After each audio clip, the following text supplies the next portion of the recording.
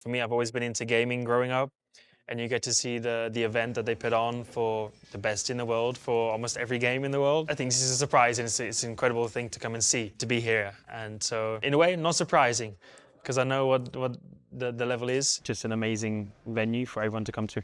Since I was a kid, I've always loved games. I had a PlayStation 2 when I was, well, my dad had a PlayStation 2, so when I was super young and he was playing Gran Turismo, I got into playing it a little bit. And I've always been a big gamer, whether this was kind of starting off in PlayStation 2, 3, 4, then more I moved into PC. But I've just always enjoyed competition. I grew up with a brother and two sisters, so we always used to compete in everything that we did. So that really brought out the competitive side of me. And therefore, with my friends that I have now, then we're always competitive in whatever we want to do, whether this is games or racing, whatever, you know. So we always have a lot of fun with that. And it's something that, for me, is very different to my life that I live, which is driving and racing. It's very relaxing, but also just enjoyable, stimulating at the same time. You know, it's a similar mindset. It's competitive. You want to win. You hate losing, but in I say a much more relaxed environment to the one that I'm in. So I get a nice contrast in my life. But yeah, I also just like games, and I like to play online and have a good time. So we set up Quadrant during COVID. We had a great opportunity that came about to set up a team.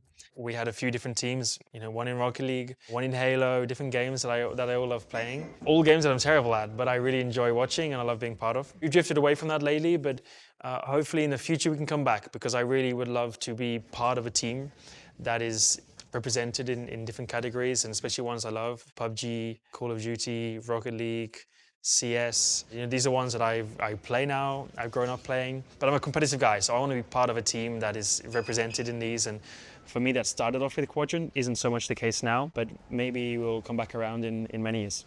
The amount of PCs I've gone through in my career. I mean, I was lucky because from quite early on when I joined McLaren, they were partnered with Dell, and Dell have Alienware, so I always used to get a lot of free things. And then I would also travel with my gaming laptops that I've had throughout the year, playing on different things.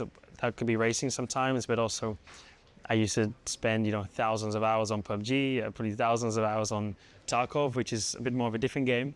But I mean, it all started when I was younger. You know, with my family, we used to play even on like the Wii. You know, there you have almost the most competitive games when you're playing on the Wii. So yeah, I don't know, no like outstanding stories, but I'm pretty bad at everything. Really, I'm pretty bad at everything, especially with a controller. I didn't really grow up playing with a controller. I guess a little bit in FC now, but no other games, no like FPS. I didn't grow up playing FPS games. I wasn't allowed when I was a child. So it was more like racing and some fun games. But as I grew up, then I went more to PC, less to console, which is annoying because like some games like Halo, which are a bit more biased towards being a console player. But I've tried and I cannot. I've given up on trying to be a console player, and I stick to mouse and keyboard. There are clearly some sports and games that are a lot more close in terms of one leading to the other.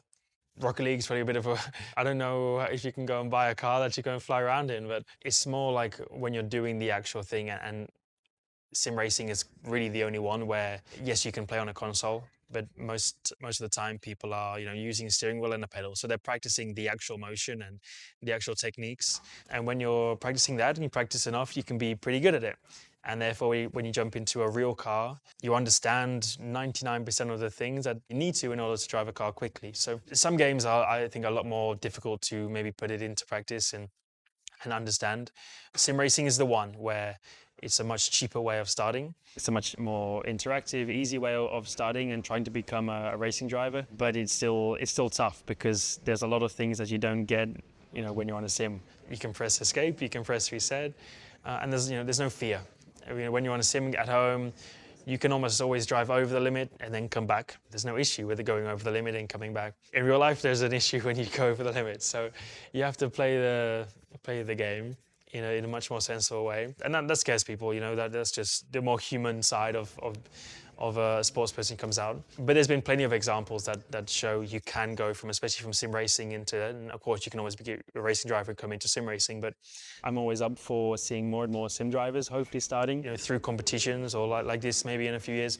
You see more of the drivers go from sim racing at home, learning to be a proper racing driver and getting the opportunity in real life.